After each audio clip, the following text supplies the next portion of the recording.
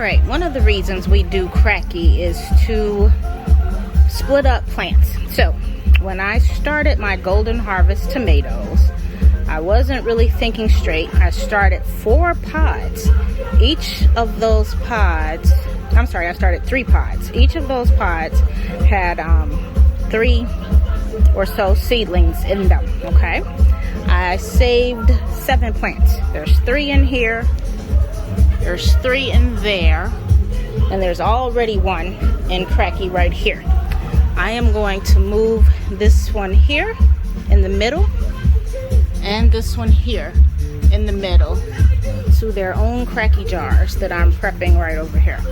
This will give the 2 remaining plants more airflow and room to spread out. So this is a really simple process when you already have the materials, and let me show you what those are.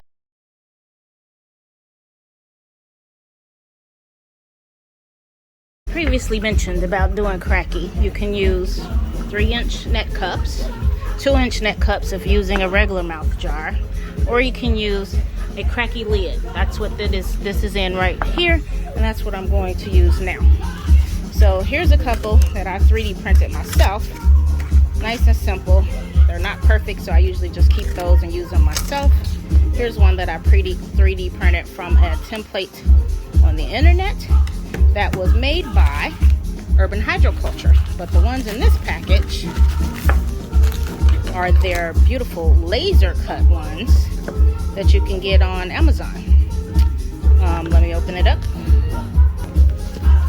So these make it super simple to just take your AeroGarden pod out of your machine and put it in the jar. Just put that right on top of the jar.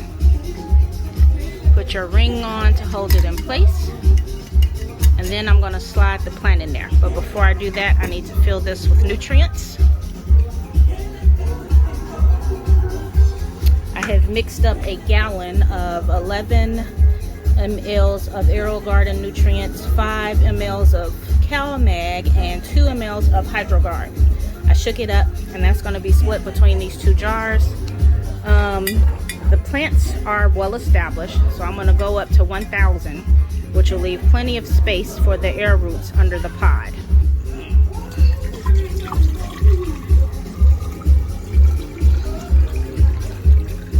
And after I see how this goes, I might be able to add a little more in there, because the more nutrient solution you can have in your container that still allows the plants to thrive and have air roots, the less I will have to fill it. And I do like the 64 ounce size for that reason. Let me get the other one. So the new homes are prepped and ready to go. Let's get a plant. See if I can do this with one hand. The roots are probably going to be really long. I'm wiggling as carefully as I can. What you can do if you want is actually reach inside your unit and kind of use your fingers to detangle some of the roots from the other plants. See? I could do that, however, yeah, let me do that.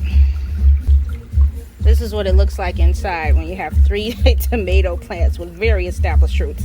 That's another reason not to put too many in a unit. The roots get into the float, as previously mentioned in my other videos. They can get into the pump, and they just generally get tangled and take up space in the bowl.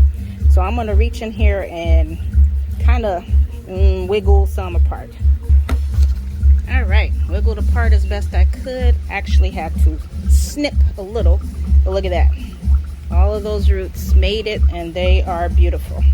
So now we're going to go over here.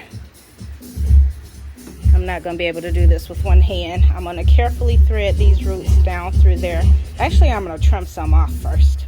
I'm going to take off, let me look. I'm going to take off 4 inches from it.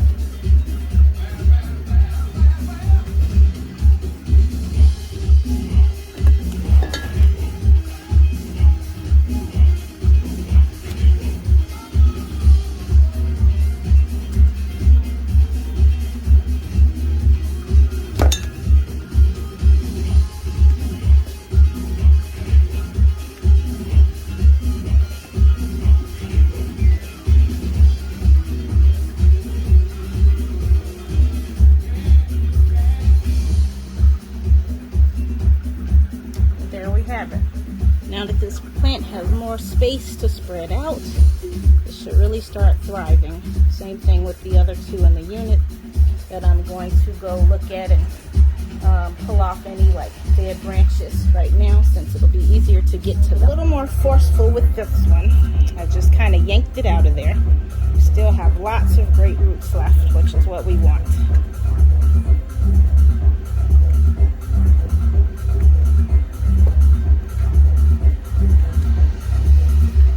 And it is just that simple to move AeroGarden pod to Kratky, especially when you have a lid. And look at all the flowers on this one. This is really gorgeous. It did really well over there in the middle. Totally normal for a few dry branches to be at the bottom where they don't get light. But this plant is amazing.